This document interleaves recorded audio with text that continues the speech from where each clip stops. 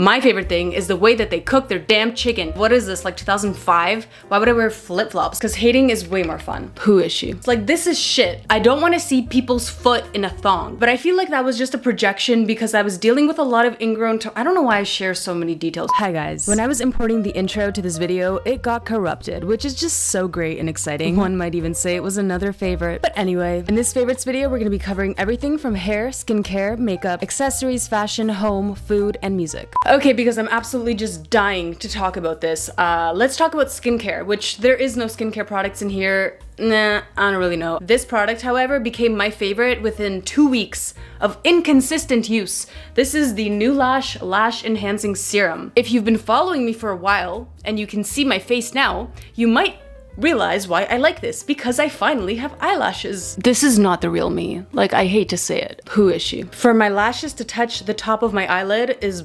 ridiculous. I was kind of on the fence about using products like this because this product in particular does contain prostaglandin analogs, which I've talked about before can cause hollowing underneath your eye. It can cause changes to your actual eye color, which is terrifying. It can cause eye redness, so you're pretty much gonna look like a stoner. Irritation, it can cause a ton of issues. Like, I feel like the more active ingredients are in a lash growth serum, the better it's gonna work, and the more side effects it's gonna potentially give you. But happily, I have not seen very many side effects with this. The reason that I'm so obsessed with this is because the first 2 weeks that I had this, I used it like every other day or every 2 days, and even that was enough to radically change the way that my eyelashes looked. I suddenly had no sparse areas in between my eyelashes. The eyelashes that did exist there got way longer. I had way more eyelashes, and I didn't even need to like use it every single day, which I think helps with the fact that it didn't really produce any side effects for me. For once in like 4 or 5 years, I have eyelashes that I love. I don't need to wear false eyelashes, and I'm like super happy with my lash routine. This mascara, this is MCoBeauty's XtendLash mascara in the most primitive packaging imaginable. The reason that I love this mascara so much is because this is a tubing mascara. If you don't know what a tubing mascara is, basically this thing does not smudge. You don't need makeup remover to take it off. It forms like tubes, plastic tubes around each of your eyelashes. But the reason I love this is because this is kind of like a hairspray. So you curl your eyelashes, you apply this, right? And then your eyelashes will not fall back down. And then at the end of the day, you don't need to like scrub your eyes. You can just use water. Here. Say I do that by accident. See how like I'm getting into this. If this happens, you're not supposed to wipe it right away. You're supposed to let it dry, and then once it's dry, it just like flakes off. You might have seen this all over TikTok, and unfortunately, I like it too. I didn't think I was gonna like this. I don't normally use setting sprays ever at all because nothing about spraying my face after I've mattified it sounds like a good idea to me.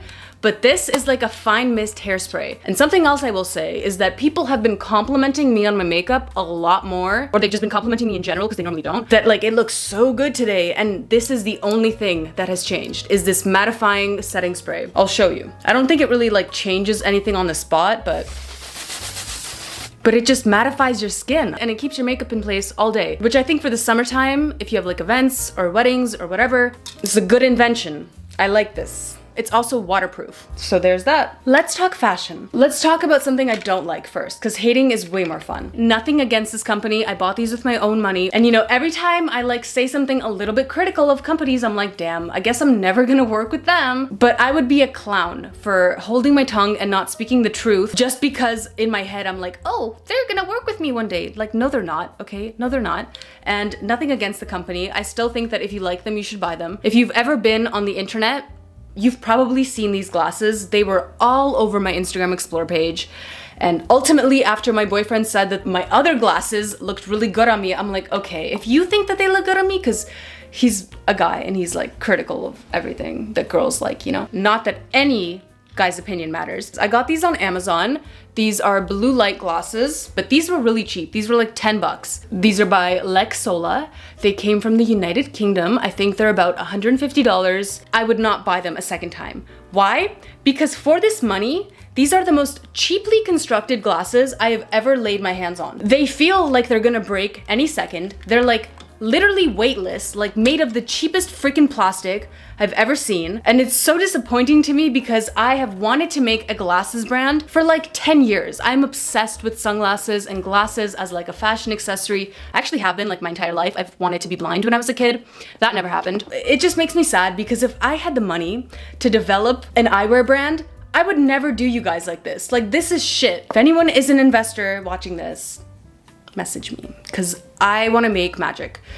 And it seems not very many people do. The next 3 minutes of this video are going to be sponsored by FABRIQUE. Speaking of brands that I recently learned about that kind of made me mad I didn't think of the idea of them first, because it's actually kind of genius, we have FABRIQUE. FABRIQUE is a collective fashion brand with over 300 designers all around the world, including Adriana Goldschmied, who is known around the world as the godfather of denim, and designers like Ksenia Schneider, who is one of my all-time favorite designers, my favorite Ukrainian designer. She's the creator of the demi denims, which absolutely defined the style era of 2016. All that to say, they work with the actual designers that designed the collections for Kenzo, for Gucci, for opening ceremony, but FABRIQUE is the one that's actually manufacturing the clothing. So let's talk about it. The first thing that I have to show you guys is this James Holman and FABRIQUE off-the-shoulder top. James is a UK designer who designed at Versace, Kenzo, and opening ceremony. Made with a cotton blend, this off-the-shoulder top is super stretchy. I absolutely love how flattering this top is and how it accentuates your collarbones and your curves with the adjustable little waist strings. I love this. I can see myself loving this top forever. Next we have Veselka Valentino Jasso Colado. These are the Antonio zippered pants and the matching peplum top. And Valeska has made wearable art at Jackie Myiaur, Cult Gaia, and Rosia Sulin. These incredibly unique pants, which are made from tensile denim, are stretchy, soft, and deep in color and texture. Can be zipped or unzipped to your liking and pair exceedingly well with the peplum top, which is also zipped up in the front. It's a little bit edgy, it's asymmetrical, yet still sleek, chic, practical, and in great taste. Next, my favorite little fuzzy top. This top was designed by Theo Giosis. Theo is a Central St. Martin's alumni who's been the creative force behind Marni, Givenchy, and Balenciaga. They call this faux mink fur, which, although couldn't be more accurate, is really just a high-quality nylon sweater top that is perfect for someone like myself that likes infusing retro colors and patterns with their modern wardrobe. I love the length of this top, where it's not overtly a crop top that exposes your stomach, but it's still short enough to wear with a high-waisted skirt or casual low-rise jeans. I love, love, love the colors on this top. Then we have this Elizabeth Moreling radiant print top in matte cotton. Elizabeth, who is also a Central St. Martin's alumna, has experience that spans across iconic houses like Alexander McQueen, Topshop, Balenciaga, and Paul Smith. This gorgeous skirt immediately felt super nostalgic and familiar to me because this is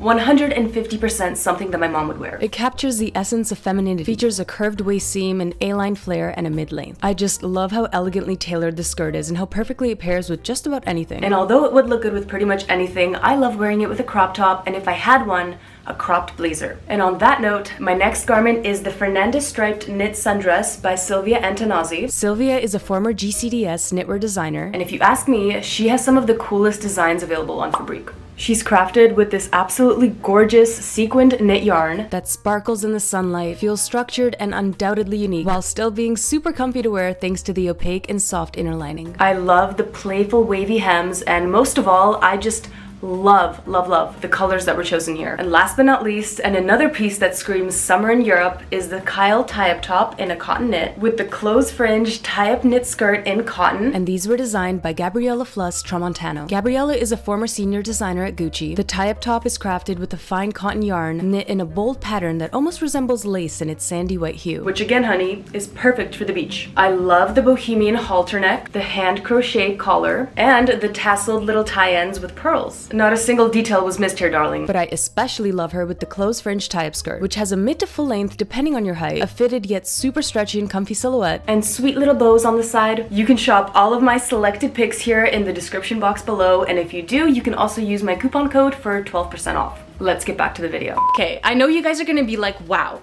she's showing us black pants. Revolutionary, groundbreaking, right? These are by a brand called All My Love. You guys know how there's like a pajama trend, a pajama pant trend going on right now? Sure, picture that for the summer, right? Rails, the company that I work as a fit model for, in the fall time, they have this incredible pant coming out and they feel like wearing a pajama pant. From far away, you look like you're wearing dress pants. So yes, if you see a pant like this in stores, try it on, buy it. I have been wearing flip-flops every single damn day. Up until last year, I thought flip-flops were weird. I don't want to see people's foot in a thong. Like, I don't want to see people's toes, but I feel like that was just a projection because I was dealing with a lot of ingrown I don't know why I share so many details.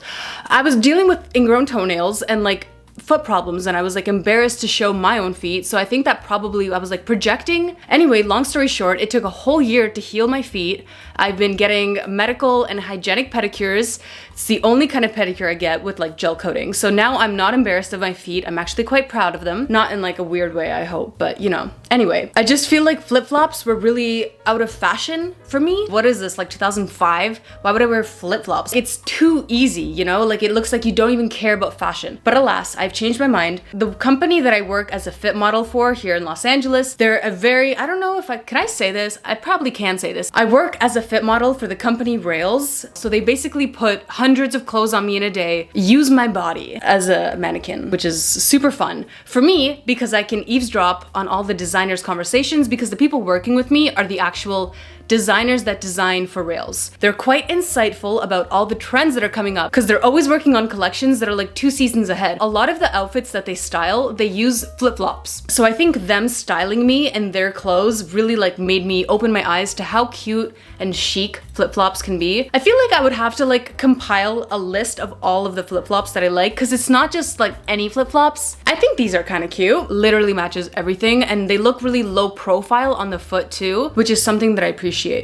I also get weirded out with flip-flops because I live in downtown LA. I don't want my feet exposed to the health hazards that are on the sidewalks. Now, in terms of hair, basically, if you have frizzy hair, but you also have very fine hair, and you know that you need to apply hair oil, right? Like, damn, the idea of hair oil sounds really good. I would really benefit from a product that makes my hair sleek and hydrated and protects it. But I can't because it's way too thin. Hair oil never works for me, weighs down my hair, makes me look greasy. Duh, you need the non-oil oil.